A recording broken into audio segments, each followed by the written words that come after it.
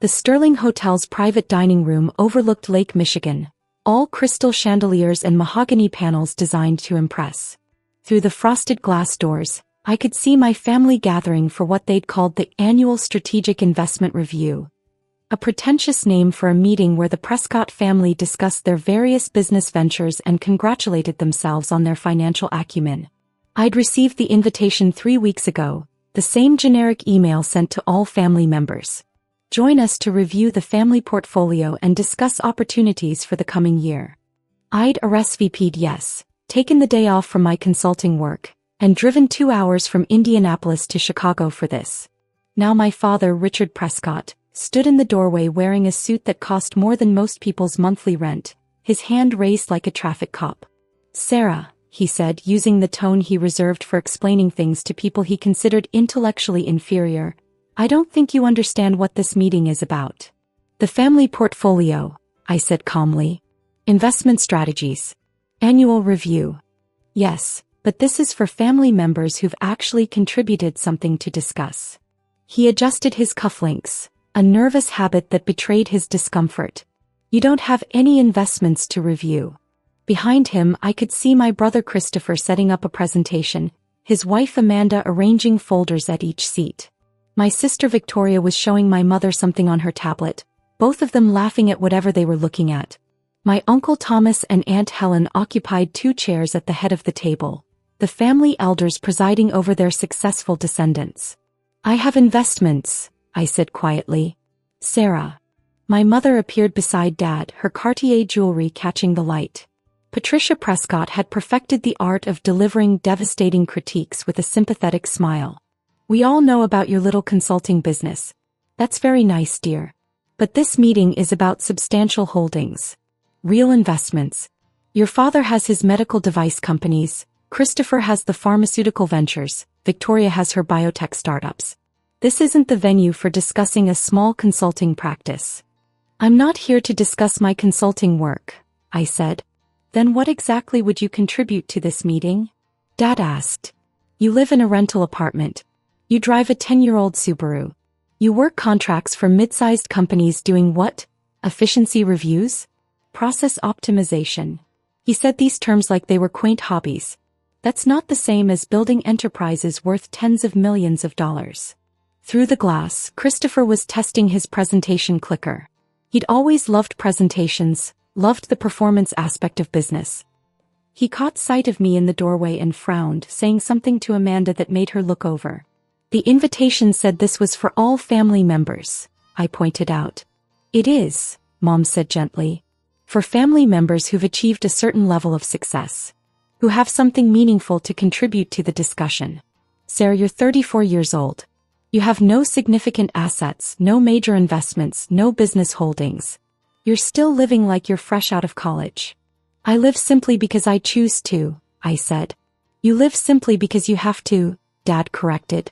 "There's a difference between minimalism and inability. We're not trying to be hurtful, Sarah. We're being practical. This meeting involves discussions of multi-million-dollar investments, market strategies, portfolio diversification. It requires a certain level of expertise and experience that you simply don't have." Christopher had come to the door now, joining our parents. At 37, he'd cultivated the look of a successful healthcare executive. Designer glasses, perfectly tailored suit, expensive watch. "Hey Sarah. Maybe this isn't the best use of your time? We're going to be talking about things like FDA approval timelines, clinical trial results, venture capital rounds. Pretty dry stuff if you're not in the industry." "I understand those topics," I said. "Understanding them and actively working in them are different things," Christopher said, his tone patient in a way that made my jaw clench. "You consult for what, manufacturing companies? Logistics firms? That's not the same as being on the cutting edge of medical innovation." Victoria joined the cluster at the door. At 32, my younger sister had always been the family favorite, the golden child who'd done everything right. Stanford MBA, multiple successful biotech startups, married to another Stanford MBA. "Sarah, I think what everyone's trying to say is that this meeting is going to be really inside baseball for the medical and pharmaceutical industries. You'd probably be bored. Why don't we grab coffee later instead? Just as sisters." "I want to attend the meeting," I said simply. Dad's patience evaporated. Sarah, this is for successful family members. People who've built something. People who have real stakes in real companies. You're a consultant. That's fine, that's respectable, but it's not the same thing. This isn't your world. Not failures, Mom added, her smile somehow making the words even more cutting. We're not saying you're a failure, dear. You're just on a different path. A smaller path. There's no shame in that. I have investments to discuss, I said again, keeping my voice level despite the anger building in my chest. What investments? Christopher asked, and I could hear the condescension. Do you own stock in the consulting firm you work for? That's not really what this meeting is about, Sarah. I don't work for a consulting firm, I said.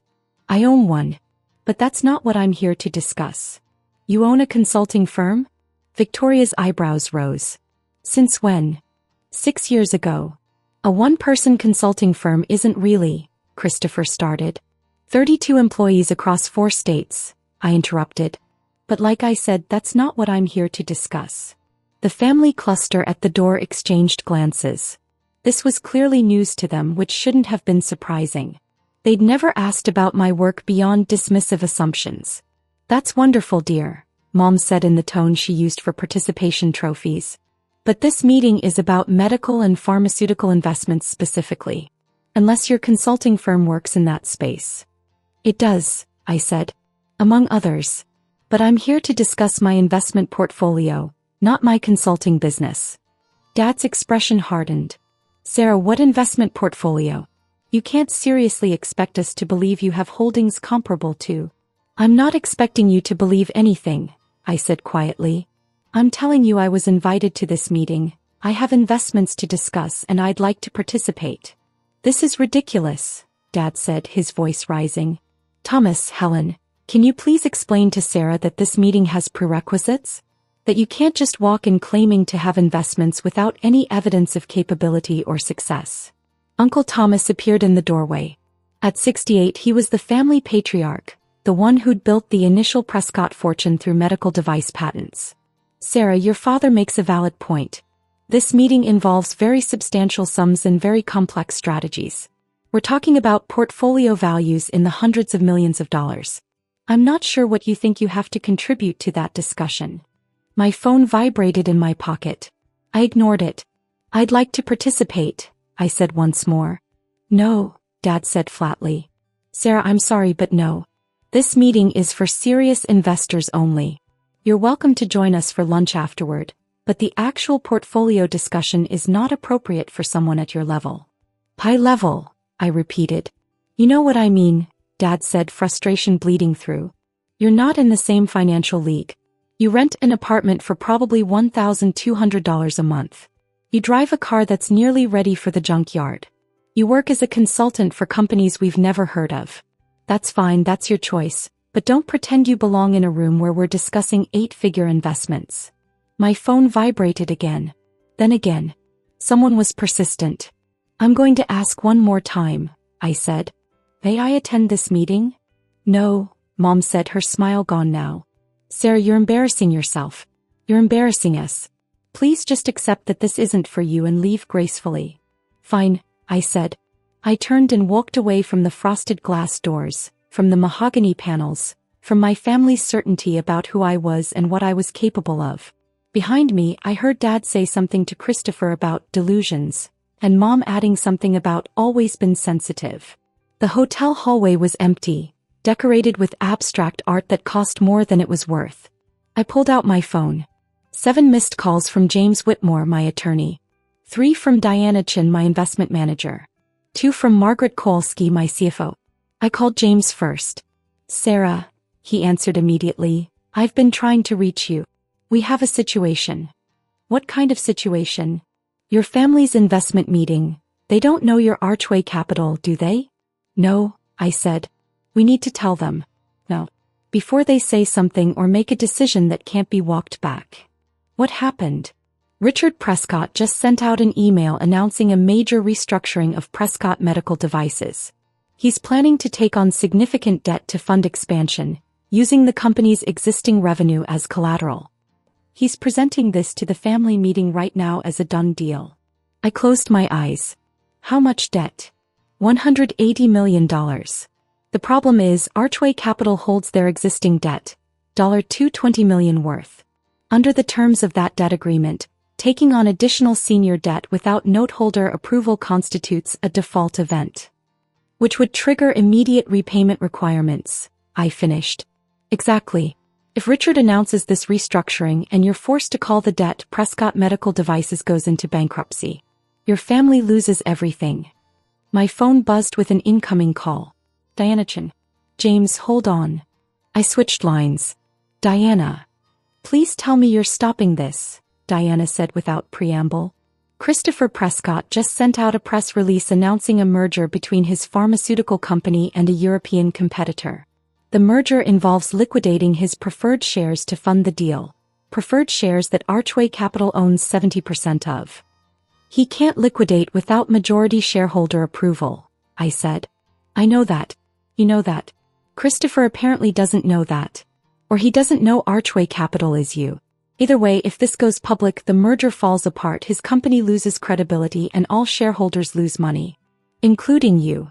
How much money? Your position would lose approximately $90 million in value, maybe more. My third line showed Margaret calling. Diana, I need to call you back. I switched lines. Margaret. Victoria Prescott Strand is presenting a biotech investment opportunity to the family meeting, Margaret said, her accountant's voice crisp with concern. She's asking family members to invest $50 million in a clinical trial for a gene therapy treatment. She's describing it as low risk, high reward. And it's not. The trial has a 12% chance of success according to industry standards. It's high risk, potential high reward. But here's the problem. She's positioning this as a family-only opportunity, excluding outside investors. Under SEC regulations, if Archway Capital has information about this investment, which we do because we're a major investor in 3 competing gene therapy companies, and we don't disclose that information when other family members are making investment decisions, we're potentially liable for securities fraud. You're telling me I need to tell them who I am, I said. I'm telling you that this entire meeting is a legal and financial minefield, and the only way out is full disclosure. Immediately, through the walls, I could hear the murmur of voices from the private dining room. My family, making decisions about investments I'd been funding for years without their knowledge.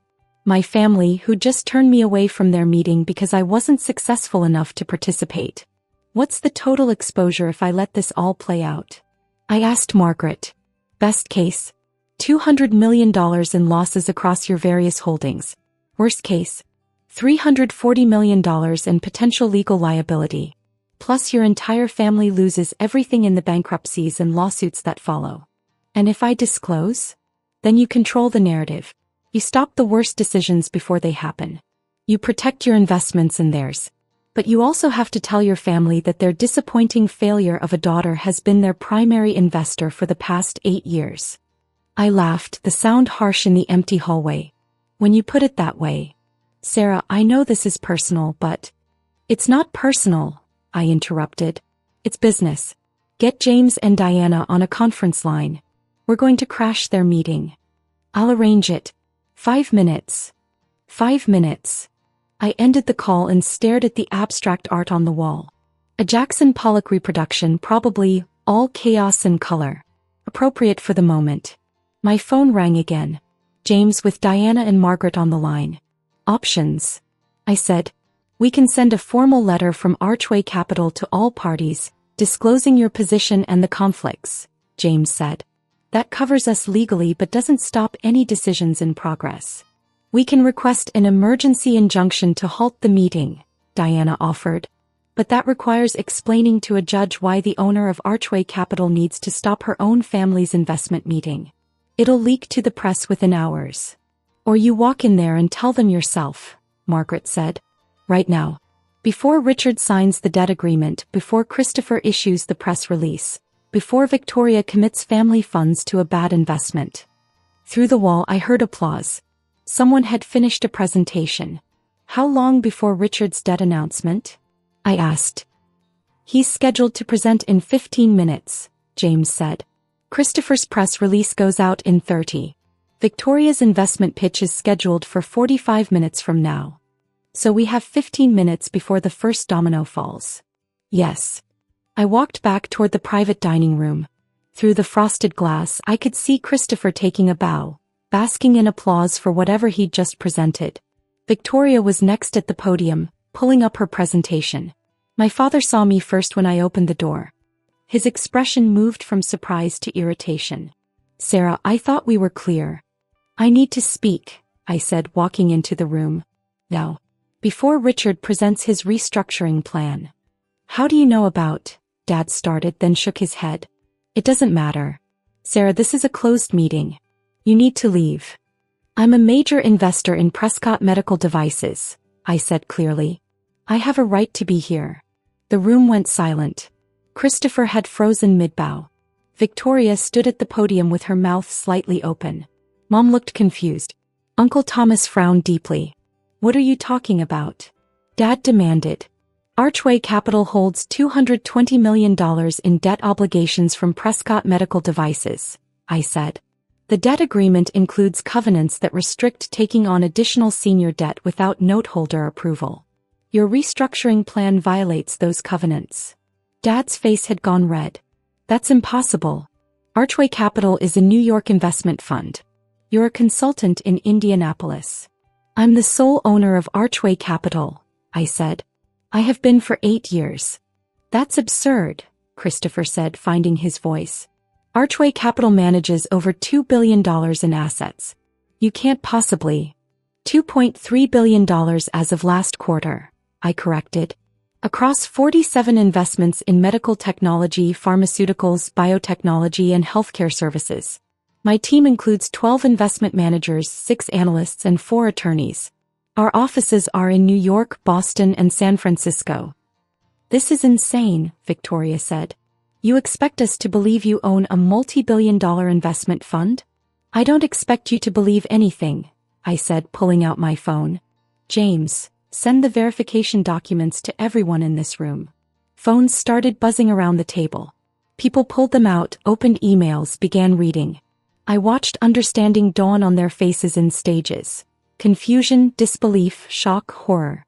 These documents show Archway Capital owning significant positions in all of our companies, Uncle Thomas said slowly, looking up from his phone. Is this real? Call your attorneys, I suggested. Have them verify. I'll wait. Uncle Thomas did exactly that, stepping away from the table with his phone pressed to his ear. Dad was scrolling through the documents, his face cycling through colors. Mom had gone very pale. Christopher was reading his phone like it might suddenly make sense if he stared hard enough. $220 million, Dad said finally. You're telling me you own $220 million of my company's debt? Yes. And Christopher's preferred shares. Diana Chen's voice came through my phone speaker. I'd left the conference line connected. Archway Capital owns 70% of the Series B preferred shares in Prescott Pharmaceutical Partners. And Victoria, Margaret added, we're a major investor in 3 gene therapy companies that directly compete with the treatment you're about to pitch to your family, which creates disclosure obligations under SEC regulations. Victoria sat down heavily. You've been investing in my competitors? I've been investing in the most promising gene therapy companies, I corrected. Your company is good, Victoria. But it's not the only good company in the space. Uncle Thomas returned to the table. I just spoke with my attorney. He confirms that Archway Capital is indeed owned by Sarah Prescott. He also confirms that the investment positions outlined in these documents are accurate according to public filings and industry databases. $2.3 billion, Mom said faintly. You manage $2.3 billion? I manage a portfolio worth $2.3 billion, I clarified. My personal net worth is different. But yes, roughly that scale. How? Christopher demanded. How is this possible? You live in a rental apartment. You drive a piece of junk. You work as a consultant. I live in a rental apartment because I travel constantly for work and don't want to maintain a house, I said. I drive a reliable car that I've maintained well because I don't care about impressing people with a luxury vehicle. And yes, I do consulting work, evaluating companies for potential investment. It's excellent due diligence. 8 years, Dad said, his voice strained. You've been doing this for 8 years and never said anything? I tried, I said quietly. Do you remember Thanksgiving 7 years ago? I mentioned I'd started an investment fund. You laughed and asked if I was investing my birthday money. Christmas 6 years ago, I said I'd made some successful investments in medical technology. You patted my head and told me to be careful not to lose my shirt. The silence was absolute. I stopped trying after that, I continued. I stopped mentioning my work. I stopped correcting your assumptions. I watched you all discuss your successes at family dinners while dismissing my career as cute or quaint. I listened to you explain business concepts to me that I understood better than you did. And I kept investing in your companies because despite everything, you're my family and your businesses are actually good. You let us make fools of ourselves, Mom said, anger breaking through her shock. No, I corrected. You made fools of yourselves by assuming you knew everything about my life without asking a single question. This is vindictive, Dad said. Hiding your success, waiting for this moment. I didn't hide anything, I interrupted. I just stopped volunteering information to people who weren't interested in hearing it. Every investment I made was public record. Every filing was with the SEC. Archway Capital's portfolio is available to anyone who cares to look. You never looked because you assumed there was nothing to see. Victoria had her head in her hands. The gene therapy investment. You're going to tell everyone it's high risk. It is high risk, I said. 12% chance of success according to industry standards. That doesn't mean it's a bad investment. High risk can be appropriate for a diversified portfolio. But describing it as low risk to potential investors is securities fraud. I wasn't trying to, Victoria started. I know, I said more gently. I know you believe in the treatment. But belief doesn't change risk profiles. And asking family members to invest based on misleading information could destroy relationships and potentially lead to legal action. Christopher was still staring at his phone. The merger. The press release. You're saying I can't. You can't liquidate preferred shares without majority shareholder approval, I said. Which means you can't complete the merger as structured. I'm sorry, Christopher. I know you've been working on this for months. But the deal needs to be restructured. How long have you known? He asked, his voice tight. About the merger? 6 weeks. My team analyzed it thoroughly. It's not a bad deal, but the structure is wrong. If you'd known to ask me, I could have helped you fix it before you committed to terms. And my restructuring? Dad asked. You're going to block that too? I'm going to require approval as a note holder, yes, I said. Which I'm willing to give, but only after reviewing the terms carefully. The expansion plan is solid, Dad. Your company is positioned well. But taking on $180 million in senior debt at the proposed terms would put the company at significant risk of default. There are better ways to finance expansion. Better ways you'll dictate, Dad said bitterly. Better ways I'll suggest, I corrected. As the holder of $220 million in existing debt, I have a vested interest in your company's success. I want to help, Dad. I've always wanted to help. You just never wanted my help. Uncle Thomas had been quiet through all of this, reading through documents on his tablet. Now he looked up. Sarah, these filings show you made your first major investment 9 years ago. You were 25 years old. Where did you get the initial capital? By inheritance from Grandpa, I said. The $500,000 he left me when I graduated college. You all told me to invest it conservatively, maybe buy a condo. I invested it in a medical device startup that was looking for angel funding. The company was acquired 3 years later for $47 million. My stake was worth $8.2 million. Grandpa John's money, Mom said slowly. You turned $500,000 into $8 million? That was the first investment, I said. I've made 183 investments since then. 147 were successful, 29 broke even, 7 failed completely. The successful investments included 3 IPOs, 12 acquisitions and ongoing positions in 47 companies. Total return over 9 years. Approximately 4,600%. The numbers hung in the air like smoke. You're telling me, Christopher said, his voice carefully controlled, that our failure of a sister is actually more successful than all of us combined? I'm not in competition with you, I said. I never was. I'm happy for your successes, proud of what you've built. I've invested in your companies because I believe in you, even when you didn't believe in me. But you let us block you from this meeting, Victoria said. You stood at that door and let us tell you that you weren't successful enough to participate. Yes. Why? I considered the question. Because I wanted to see if anyone would defend me. If anyone would say, wait, Sarah might have something valuable to contribute, let's at least hear her out. No one did. That's not fair, Mom protested. Why not? I asked. You've all known me for 34 years. You've watched me graduate magna cum laude from Northwestern. You've seen me build a consulting business. I've mentioned investments, mentioned success, mentioned work. At what point does it become reasonable to assume I might know what I'm talking about? No one had an answer. The question now, I said, is where we go from here.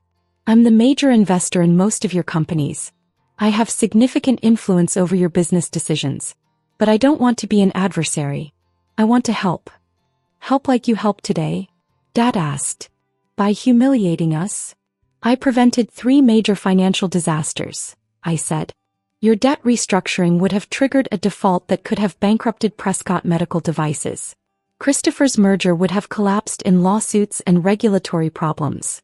Victoria's investment pitch would have exposed the family to securities fraud charges. That's not humiliation, Dad. That's protection. Protection we didn't ask for, he said. No, I agreed. Protection you didn't know you needed because you never asked what I knew or what I could do. Uncle Thomas cleared his throat. I think Sarah has earned a seat at this table. More than earned it. I move that we restructure this meeting to include her full participation, with the understanding that Archway Capital is a major stakeholder in family business decisions going forward. Seconded, Aunt Helen said quietly. She'd been silent through the entire revelation, but now she met my eyes with something that might have been respect. Sarah should have been included from the beginning. We were wrong to exclude her. So we just pretend the last 9 years didn't happen? Christopher asked.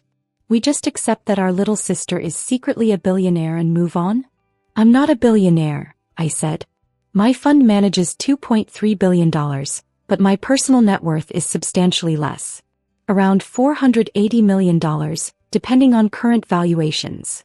The room absorbed this information with varying expressions of shock. Around $480 million, Victoria repeated. You say it like it's nothing. It's not nothing, I said. But it's also not relevant to whether we can work together as a family. The question isn't how much money I have or how much money you have. The question is whether we can respect each other enough to have honest conversations about business and family and success. You want respect, Dad said slowly. After humiliating us today. I want what I've always wanted, I said. To be seen. To be heard.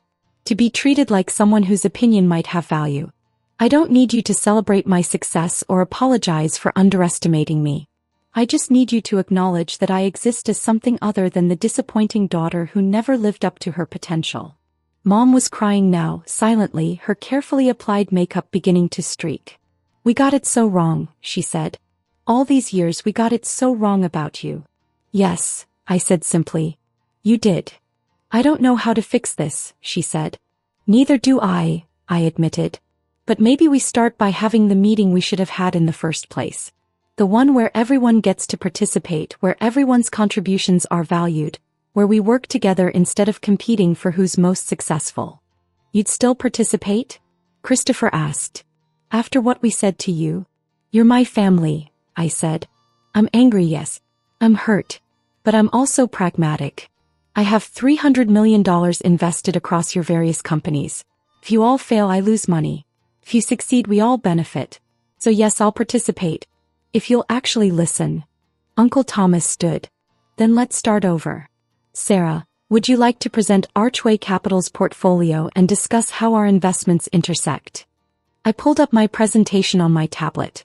The one I'd prepared 3 weeks ago, the one I'd thought I'd give today before my family blocked me from the room.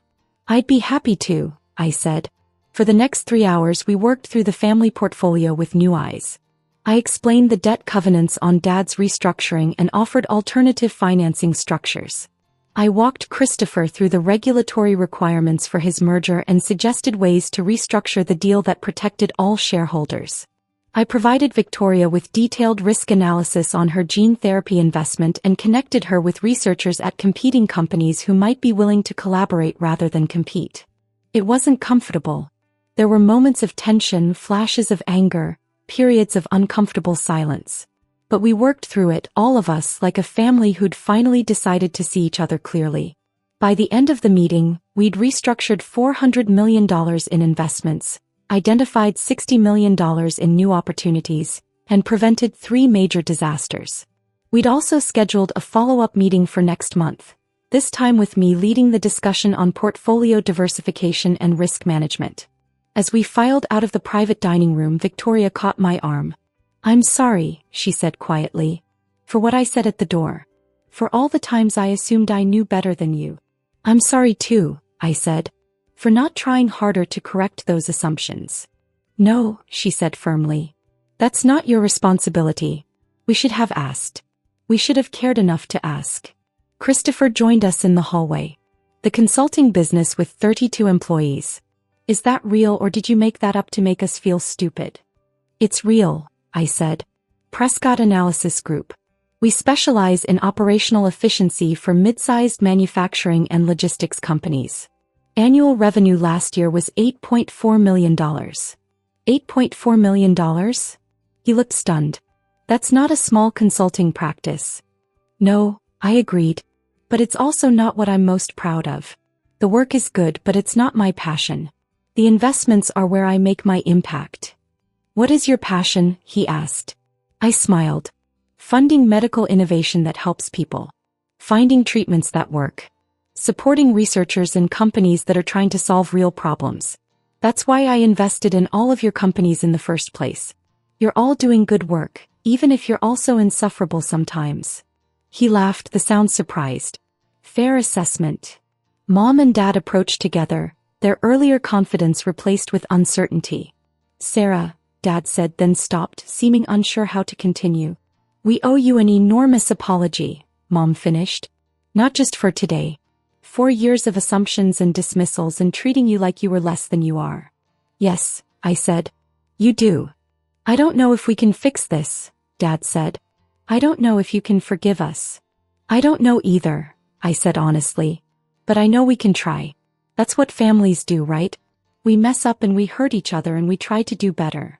"We will do better," he said. "I promise you that." "Don't promise," I said. "Just do it. Show up. Ask questions. Listen to the answers. That's all I've ever wanted." Uncle Thomas had been waiting by the elevators. As I approached, he smiled. "Your grandfather would be very proud," he said. "He always said you had a head for business. We should have listened to him." "He was right about a lot of things," I said. "He was. And Sarah, thank you for protecting us today. Even after how we treated you. That took character." "It took pragmatism," I corrected. "And maybe a little bit of stubbornness. I wasn't going to let you all destroy yourselves just because you underestimated me." He laughed. "Fair enough." I left the Sterling Hotel and walked to my 10-year-old Subaru, which started reliably like it always did. My phone showed messages from James, Diana, and Margaret, all confirming that the various disasters had been averted. Christopher's merger was being restructured. Dad's financing was being renegotiated. Victoria's investment pitch would be revised with proper risk disclosure. One message stood out from Dad. "Family dinner next Sunday? Your mother wants to hear about Archway Capital.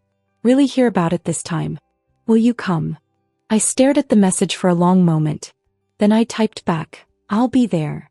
It wasn't forgiveness, not completely. But it was a start. And sometimes that's all you can ask for from family. I drove back to Indianapolis, back to my rental apartment with the view of the canal, back to my simple life that was anything but simple. The life my family had finally, after all these years, decided to actually see. Whether they'd learn from this remained uncertain. But at least now they were looking. And that, I thought as the Chicago skyline disappeared in my rearview mirror, was progress.